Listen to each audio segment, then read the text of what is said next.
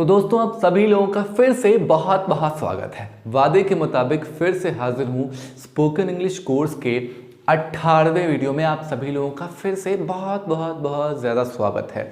आज का ये लेसन बहुत ज़्यादा इंटरेस्टिंग होने वाला है। क्यों होने वाला है?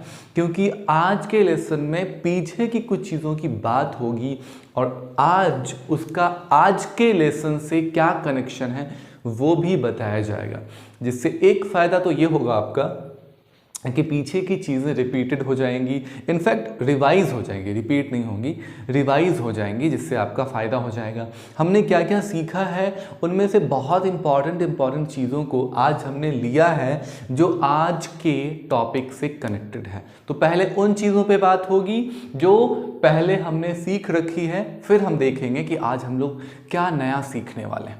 देखिए, पहले आज हम लोग बात करेंगे यूजेस ऑफ एट के बारे में, फिर बात करेंगे यूजेस ऑफ इन के बारे में, देन यूजेस ऑफ ऑन के बारे में बात करेंगे। ओके, देन हम बात करेंगे कि अपनी state, nature, quality and identity को कैसे बताते हैं। ओके, यहाँ पे एग्जाम्पल है। उसके बाद हम तीसरा ये देखेंगे कि अपनी पोजेशंस को कैसे बताते हैं। ये सब हमने सीखा हुआ है, लेकिन आज हम इसको और भी अच्छे तरीके से रिवाइज करेंगे और फिर देखेंगे कि आज के इस लेसन से इसका क्या कनेक्शन है। ओके, तो फिर एग्जाम्पल देखते हैं। पहला है एट। जैसा कि आपने पहले पढ़ रखा है कि एट का इस्तेमाल किसी पॉइंट को शो करने के लिए किया जाता है, चाहे वो किसी भी चीज़ का हो या फिर किसी भी समय का हो। स्पेशली आज के इस क्लास में हम लोग टाइम की बात करेंगे। जैसे मैंने बताया था आपको कि अगर ये, जैसे मान लेते हैं कि ये हथेली है, अगर हथेली पर अगर हम रखते हैं इस मार्कर को तो हम ऑन का इस्तेमाल करेंगे, बंद करेंगे इसको तो ये अंदर चला गया, तो यहाँ पे इन का इस्तेमाल करेंगे। और अगर हम यहाँ पे एक उंगली ले लेते हैं और उस पर इसको रख देते हैं तो ये जो टिप है ये एक पॉइंट को शो करता है, तो यहाँ पे हम इसको एट कहेंगे।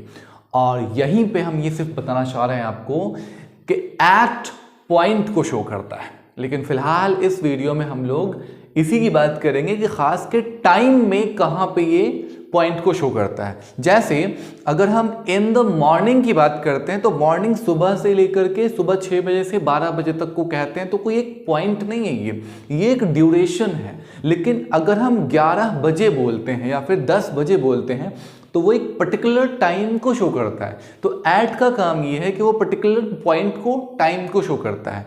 आई होप कि आपको समझ में आया होगा, अगर नहीं तो 4 एग्जाम्पल्स के साथ बहुत क्लियर हो जाएगा। पहला, my exam is eight 1 o'clock। मेरा एग्जाम 1 बजे है, मेरा एग्जाम 1 बजे है, मतलब 1 बजे से लेकर 4 बजे के बीच में कभी भी ऐसा कुछ नहीं कहा जा रहा है, मतलब 1 बजे तो 1 बजे। Okay, clear. दूसरा, माई मीटिंग इज एट 9:30, 9:30 बजे से मेरी मीटिंग है। His interview is at 11 AM। उसका इंटरव्यू 11 बजे AM से है। याद है ना आपको, आपने AM और PM दोनों सीखा हुआ है, anti meridiem and post meridiem आपने दोनों सीखा हुआ है। ओके, हाँ, ये भी आपने सीखा था कि 12 बजे रात से लेकर के दोपहर के 11:59 तक AM का इस्तेमाल, फिर 12 बजे दोपहर से लेकर के रात के 11:59 तक आपको किस चीज़ का होगा? PM का इस्तेमाल होगा। ओके, अब हम बात करेंगे, चौथा एग्जाम्पल भी वही सेम है। Priya's birthday party is at noon. Noon मतलब 12 बजे दोपहर, इसको एट 12 PM भी कह सकते हैं आप, नून भी कह सकते हैं, दोनों ही सही है। एट के बाद अब हम इन की तरफ मूव करते हैं। जैसा कि आपको बताया गया कि इन किसी दायरे को, किसी कमरे को, या फिर जो भी चीज़ें चारों तरफ से घिरी होती हैं या फिर घिरी नहीं भी होती हैं, तो आपको इसको ड्यूरेशन को शो करने के लिए भी इस्तेमाल किया जा सकता है। पहले एग्जाम्पल लेते हैं हम लोग कमरे का, जिसमें चारों तरफ से दीवारें लगी हुई हैं, तो इसका मतलब जो इसके अंदर के एरिया है उसके लिए इन का इस्तेमाल होगा। लेकिन यहाँ पे स्पेशली हम लोग बात करेंगे इन का समय को बताने के लिए। जैसे आप देखेंगे इन द मॉर्निंग होता है, इन द आफ्टरनून होता है, इन द इवनिंग होता है। तो क्यों होता है? जैसे सुबह से लेकर के 12 बजे तक एक दायरा है, एक सीमा है, तो इसको एक रकबा माना जाता है, इसको एक एरिया माना जाता है, इसीलिए यहाँ पे इन का इस्तेमाल होता है। जैसे सुबह 6 बजे से या फिर 5 बजे से दोपहर के 12 बजे से पहले तक को हम मॉर्निंग मानते हैं, तो एक दायरा है, ये एक दायरा है, तो इसीलिए यहाँ पे इन का इस्तेमाल होता है। आप देख सकते हैं एग्जाम्पल नंबर 5 में अगर हम मॉर्निंग कहना चाहते हैं तो हम इन का इस्तेमाल करते हैं, I am busy in the morning. फिर 6 नंबर में आफ्टरनून के लिए भी हम लोग इन का इस्तेमाल करते हैं, जैसे we have a meeting in the afternoon, हमारी मीटिंग है आफ्टरनून में। आफ्टरनून का मतलब 12 बजे के बाद, 12 बजे के बाद और 6 बजे से पहले का जो वक्त होता है उसको आफ्टरनून कहते हैं। तो ये भी एक रकबा है, एक ड्यूरेशन है टाइम का। तो 12 से 6 घंटे हुए या फिर 5 घंटे जो भी हुए, 5 बजे तक को भी अगर कहते हैं, वैसे 12 से 6 बजे तक आप गुड आफ्टरनून का इस्तेमाल करेंगे किसी को विश करने के लिए, और सुबह से लेकर के 12 बजे से पहले तक गुड मॉर्निंग का इस्तेमाल करेंगे, और शाम में 6 बजे से लेकर के रात में जितने बजे तक आप साथ में रहते हैं इवनिंग का इस्तेमाल करेंगे, और फिर जब आप अलग हो रहे हैं तो गुड नाइट का इस्तेमाल करेंगे। एक एडिशनल चीज़ें हो गई। ओके, अब हम इवनिंग के लिए भी उसी चीज़ का इस्तेमाल करेंगे, द का इस्तेमाल करेंगे, क्योंकि वो भी ड्यूरेशन को शो कर रहा है, right. Are you free in the evening, क्या आप शाम में फ्री हैं? लेकिन एक चीज़ जो आप पूछ सकते हैं वो ये है कि नाइट के साथ किस चीज़ का इस्तेमाल होता है। आप सोच रहे होंगे कि ये भी एक ड्यूरेशन को शो करता है तो इसके साथ भी इन का इस्तेमाल होता होगा, तो ऐसा नहीं है। इसके साथ एट का इस्तेमाल होता है, वो इसलिए होता है क्योंकि रात को एक पॉइंट के रूप में देखा जाता है। जैसे आप अभी सोए और एक पलक झपकते ही सुबह हो जाती है, तो उसको एक पॉइंट के तौर पे माना जाता है, और उसके साथ इन का इस्तेमाल ना करके एट का इस्तेमाल किया जाता है। I hope you got it. Okay, तो अब हमने 8 नंबर एग्जाम्पल तक को देख लिया है, इसीलिए मैंने यहाँ पे स्टार लगाया हुआ था। ओके, अब हम देखेंगे ऑन को। तो डे और डेट दोनों के साथ ही ऑन का इस्तेमाल हम लोग करते हैं, किसी को दिन बताते हुए या फिर किसी को तारीख बताते हुए। जैसे आप देख रहे हैं कि स्पेशली हम लोग वक्त की बात कर रहे हैं, तारीख की बात कर रहे हैं, है ना। वैसे ऑन के इस्तेमाल और भी बहुत सारे हैं जो कि आपने पढ़ रखा है। ओके, जैसे डे बताने के लिए I have an exam on Sunday या फिर ऑन मंडे, मेरा मंडे को एग्जाम है, राइट। आप यहाँ पे एट या फिर इन का इस्तेमाल नहीं करेंगे, आप ऑन का इस्तेमाल करेंगे। जैसे डेट बताने के लिए भी ऑन का इस्तेमाल होगा। We have a holiday on 1 January, we have a holiday on 1 January. तो डे और डेट दोनों के लिए ऑन का इस्तेमाल, ये तीनों चीजें हो गई। अब आगे बढ़ते हैं।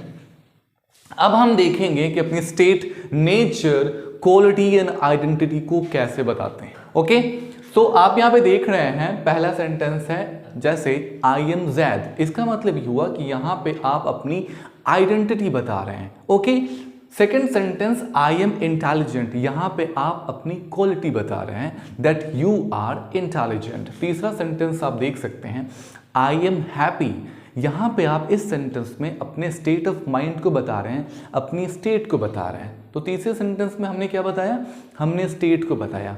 चौथा और आखिरी सेंटेंस है आई एम एन इमोशनल मैन, यहां पे आपने अपनी व्हाट नेचर बताई। क्या बताई, नेचर। तो पहले सेंटेंस में हमने क्या बताया, अपनी आइडेंटिटी। क्या बताया हमने, अपनी आइडेंटिटी।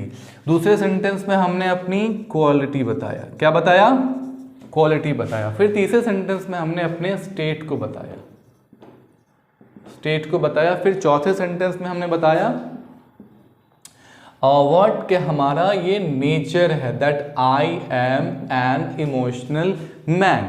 अब हम बात करेंगे आगे how to say about our possession, अपनी संपत्ति, अपनी ऑनरशिप को कैसे बताएं। अगर कोई चीज़ आपकी है तो उसके लिए आप कैसे बताएंगे। तो आपने यहाँ पे देखा कि मैंने एग्जाम्पल लिया हुआ है, जैसे आई हैव अ ब्रदर, मुझे एक भाई है या फिर मेरे पास एक भाई है, तो उसके लिए आई हैव, या फिर अगर आप बोल रहे हैं तो हैव का इस्तेमाल, कोई थर्ड पर्सन बोल रहा है, सिंगुलर नंबर है, ही शी इट है, तो हैज़ का इस्तेमाल हो जाएगा। स्पेशली हम लोग अपने बोलने की बात कर रहे हैं तो यहाँ पे हैव का इस्तेमाल होगा। Okay, I have a job, मेरे पास एक जॉब है। I have a cold, okay, I have cold, sorry, I have cold मतलब मुझे सर्दी लगी हुई है, जुकाम है। आई हैव एन आइडिया, मेरे पास एक आइडिया है। तो अगर आपके पास कोई चीज़ है, पोजेशन, जैसे आपके पास कोई चीज़ है तो वो आपकी संपत्ति है। अब वो आपकी कोई मटेरियलिस्टिक थिंग्स हो सकती है, या फिर ओपिनियन हो सकता है, या फिर विचार हो सकता है, कुछ भी हो सकता है, लेकिन अगर वो आपके पास है तो वो आपकी पोजेशन है, राइट। यहां तक आप बात समझ गए। तो आपने देखा कि अपनी स्टेट, नेचर, क्वालिटी, आइडेंटिटी और पोजेशन हमने सीखा हुआ है। और आज के इस वीडियो में हम लोग सीखेंगे कि हरकत को कैसे बताएं, अपनी हैबिट को कैसे बताएं, अपने रूटीन को कैसे बताएं जो आप करते हैं। तो आज स्पेशली उसी के बारे में बात करेंगे। ये हम लोग हज़ारों काम तो नहीं, बहुत सारे काम हम लोग रोज़ करते हैं, तो उसी पे एक नज़र के उसको बताएं कैसे इंग्लिश में। सिंपल है। हैबिट और रूटीन को बताने के लिए आपको यहाँ पे रूल बताया गया है। आप सिंपली आई लगाइए और जो भी आप काम कर रहे हैं उसका वर्ब बता दीजिए। वर्ब उसे कहते हैं जो आप काम करते हैं। यहाँ पे काम होने की बात नहीं हो रही है, यहाँ पे काम करने की बात हो रही है। तो आपको वर्ब ऐड करना है जो आप बताने वाले हैं कि मैं ये करता हूँ या फिर मैं करती हूँ। तो इस टाइप के सेंटेंस के लिए सिंपली आपको ये करना है कि आप आई लगाइए और जो आप कर रहे हैं या फिर जो कर नहीं रहे हैं, जो आप करते हैं वो आप ऐड कर लीजिए। उसके लिए आपको एक सबसे इम्पॉर्टेंट चीज़ है कि बहुत सारी वोकैबुलरीज आपको याद होनी चाहिए जो भी आप बताना चाहते हैं कि मैं ये करता हूँ, ये मेरी आदत है। जैसे अगर आप खेलते हैं तो आपको क्या बोलना है? आई बोलना है, जाहिर सी बात है, और जो आप करते हैं वो बोलना है। कुछ एक्स्ट्रा काम करने की ज़रूरत नहीं है। मैं खेलता हूँ, आई प्ले। मैं सोचता हूँ, आई थिंक। मैं टहलता हूँ या फिर मैं चलता हूँ, आई वॉक। मैं जाता हूँ, आई गो। कुछ और करने की ज़रूरत नहीं है। आई लगाइए और जो करते हैं उसकी इंग्लिश बोल दीजिए। बहुत सारी इजी वर्डनिंग्स हैं और आपको कम से कम इतनी वर्डनिंग्स तो याद होनी चाहिए। अगर नहीं है तो याद कर लीजिएगा। सेंटेंस बनाने में बहुत हेल्पफुल है। बिना वर्ब के आप सेंटेंस नहीं बना सकते हैं। ओके, जैसे बहुत सारे ऐसे भी वर्ड्स होते हैं, यहाँ पे आप देख लें, वॉच, लिसन, आस्क, है ना। मैं पूछता हूँ, मैं सुनता हूँ, मैं देखता हूँ। ओके, अब आपको बहुत सारे ऐसे वर्ड्स या फिर वर्ब्स, हाँ वर्ब्स ही बोलते हैं, वो ऐसे मिलेंगे आपको जो कि आपको डुअल पर्सनालिटी के हैं, मतलब दो गुण हैं उनमें। जैसे आई आंसर, उत्तर का भी इंग्लिश आंसर ही होता है और उत्तर देने का भी आंसर ही होता है। तो अगर आप कह रहे हैं कि आई आंसर, तो इसका मतलब होता है कि मैं उत्तर देता हूं। ओके, आप यहाँ पे देख रहे हैं कि यहाँ पे लिखा हुआ है मॉप। मैं पोछा लगाता हूं। पोछा लगाना या फिर पोछा, दोनों की इंग्लिश मॉप होती है। तो आप कहते हैं आई मॉप, तो इसका मतलब होता है मैं पोछा लगाता हूं। तीसरा वही है किक, मतलब जो हम लोग मारते हैं या फिर जो किक जिसको मारते हैं, दोनों को ही किक बोलते हैं। तो अगर आप बोल रहे हैं आई किक, तो इसका मतलब होता है कि मैं किक मारता हूं। ओके, आई मिल्क, मिल्क एक नाउन भी है और एक वर्ब के तरीके से भी उसका इस्तेमाल किया जा सकता है। जैसे आई मिल्क मतलब मैं दूध दुहता हूं। ओके, आगे बढ़ते हैं। आई पैडल, मैं पैडल मारता हूं, यस, चलाता हूं या फिर मारता हूं, दोनों कह सकते हैं। आई डांस, मैं नाचता हूं। आई डांस, एक जो आप कर रहे हैं, नाच को भी डांस कहते हैं और नाचने को भी डांस कहते हैं। तो इसमें भी डुअल पर्सनालिटी है। ओके, आई वर्क, काम को भी वर्क कहते हैं और काम करने को भी वर्क कहते हैं। तो इस हिसाब से आपने देखे कि कुछ वर्ब्स ऐसे होते हैं जिनमें डुअल पर्सनालिटीज होती है। आइए कुछ और सेंटेंसेस को देखते हैं। आइए आगे देखते हैं 2 नंबर में क्या दिया गया है। कुछ ऐसे वर्ड्स होते हैं जिनको करने की अपनी कोई इंग्लिश नहीं होती है, तो वैसे सेंटेंसेस में हम लोग डू का इस्तेमाल करते हैं। जैसे आई डू होमवर्क, मैं होमवर्क करता हूं। आप ये नहीं कह सकते कि I homework, I do homework. I do yoga, I do nothing, मैं कुछ नहीं करता हूं। आई डू पुशअप्स, मैं पुशअप करता हूं। तो कुछ ऐसे वर्ड्स आपने देखे जिनकी जिनको अगर कहना चाहते हैं हम कि हम ये करते हैं, तो उनको दर्शाने के लिए उनकी अपनी कोई मीनिंग नहीं है, उसके लिए हम लोग डू का इस्तेमाल करते हैं। आइए अब आगे देखते हैं, कुछ एक्शंस के बारे में बात करते हैं। कुछ एक्शंस ऐसे होते हैं जो हम खुद करते हैं तो वो हमारे ऊपर ही डिपेंडेंट होते हैं।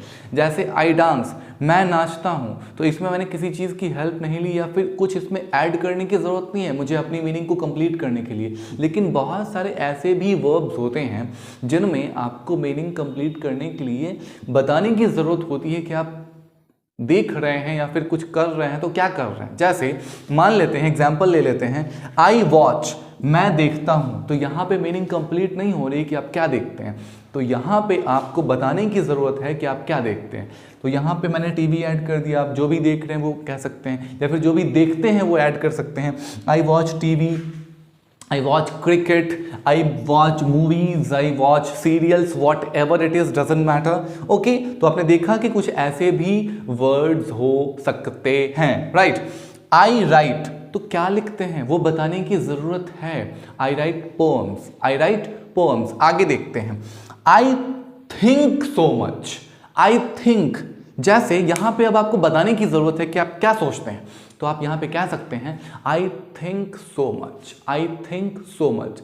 अब बारी है कि इसी सेंटेंसेस को अगर आप नेगेटिव में कहना चाहते हैं, अभी आपने अफर्मेटिव सेंटेंसेस कहे कि ये सब मैं करता हूं, लेकिन अगर आपको करना हो, कहना हो कि मैं ये सब नहीं करता हूं, तो आप क्या कहेंगे? कुछ नहीं कहेंगे, आप सिर्फ एक काम करेंगे, वो ये है कि आई, उसके बाद आप जो करते थे वो आप लगाते थे, उन दोनों के बीच में डू नॉट या फिर डोंट का इस्तेमाल कर दीजिए, काम खत्म। जैसे आई मिस माई क्लास, मैं अपना क्लास मिस कर जाता हूं। I don't miss my class, मैं अपना क्लास मिस नहीं करता हूं। जैसे आई प्ले, मैं खेलता हूं। आई डोंट प्ले, मैं नहीं खेलता हूं। तो जितने सारे सेंटेंसेस आपने पॉजिटिव या फिर अफर्मेटिव्स बनाए, आप उसको डू नॉट लगा करके नेगेटिव बना सकते हैं। तो आपने आज अफर्मेटिव और नेगेटिव सेंटेंसेस सीखे अपनी हरकत को बताने के, और कुछ एक्स्ट्रा आज सीखने की ज़रूरत नहीं थी, वो हम लोग कल सीखेंगे दूसरे सब्जेक्ट से, he she it whatever it is doesn't matter. But आज हमने अपनी हरकत को बताने का तरीका सीखा, चाहे वो नेगेटिव हो या फिर वो अफर्मेटिव हो। उम्मीद करते हैं कि आपको आज की वीडियो बहुत अच्छी लगी होगी। मिलते हैं अगली वीडियो में, तब तक के लिए टेक केयर।